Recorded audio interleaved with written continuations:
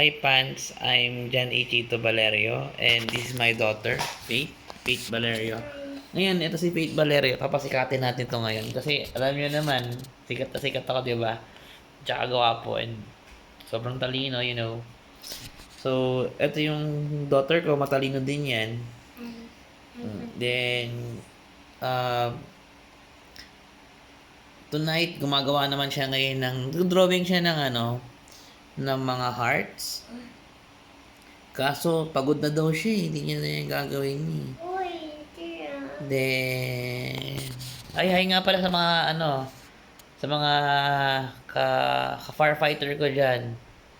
Oo, nandito ako, naka-live ako ngayon. Then, yung mga taga-hospital na ka-duty ko dati, hi din. Sa mga workmate ko, hi. Bihira ako mag-vlog, pero alam ko yung vlog ko, nagbabiral yan palagi. So, then, this is my daughter. And that's Faith Valerio. Actually, may pasok siya tomorrow. Pero, para sa inyo, gagawa daw siya ng magandang drawing. Okay, let's check kung ano yung dinadrawing ni Faith Valerio. Tingnan nga natin. Hindi pa tapos. Oh, hindi pa siya tapos. Faith, drawing ka daw, sabi. Okay. Yan po siya ngayon, nagda-drawing po siya. Actually, yung dinadrawing niya, it's a combination of red, blue. It's like a patterned heart. And then, with a combination of random stroke of pen. Ito yung ginagawa niya ngayon. As you can see, yung ball pen niya is maganda. May color blue and pink, which is very aesthetic sa kanyang style. Style of arts and craft. And then, si Faith mahilig sa color pink. And then, as you can see, meron siyang pera doon sa color pink din. And then, yung ball pen niya is color pink. But sometimes, she nag-wear din siya ng mga red shorts. Gaya ngayon, red shorts yung ini-wear niya. Then, tomorrow, meron po siyang pasok tomorrow. I love red! I love red raw. Oh, may nagtatanong, ilang taong ka na daw? Hi. 5 po siya. Mukha lang siyang 3 pero 5 siya. Yan. So yan, kasi siya eh, baby Faith yan eh. Tsaka recently, yesterday meron siyang achievement kahapon. Actually, natapos niya yung trial namin ni Beth, yung treasure hunting, natapos niya yung kahapon.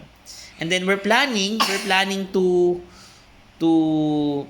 host an event na mas malaking treasure hunting consists of 20 trials. Yes. How many, Faith? 20. By the way, 1, 2, 3, 4, 5, 6, 7, 8, 9, 10, 11, 12, 13. Galing niya mag-counting. 16, 17, 18, 19. Uy, may nagtatanong. 2 plus 1 daw. 2 plus 1. Marunong yan. 3. 3, okay. 3 plus 3, 3 plus 3, ilan daw? 9. 9. Galing. Pero yung 3 plus 3, pwede siya mag-combine sa may 6. Okay. So, Pwede yun. yung 3 plus 3, pwede mag-combine sa may 6 at 9. What is your motto in life daw, sabi ng isang viewer natin? Motto of life. Motto in life. Kumbaga kung si Timon and Pumbaa, Hakuna Matata, sa'yo anong motto in life mo? Ako, ang motto in life ko, never give up kay Daddy. Never give up. Yan, mga fans na. Ako, never give up. Always do your best. And si Faith, what's your motto daw? Pinapatanong ni Sir... Ito sa tanong. Nagtatanong sino to? Si Miss Angelina Jolie, tinatanong ka, ano daw yung motto in life mo?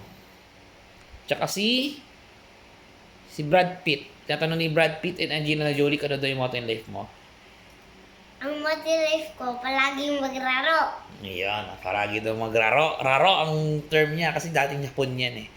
So, yun po, bye-bye fans. See you tomorrow. Alam ko it's late na pero thank you for following our channel. So if follow niyo lang natin kung channel.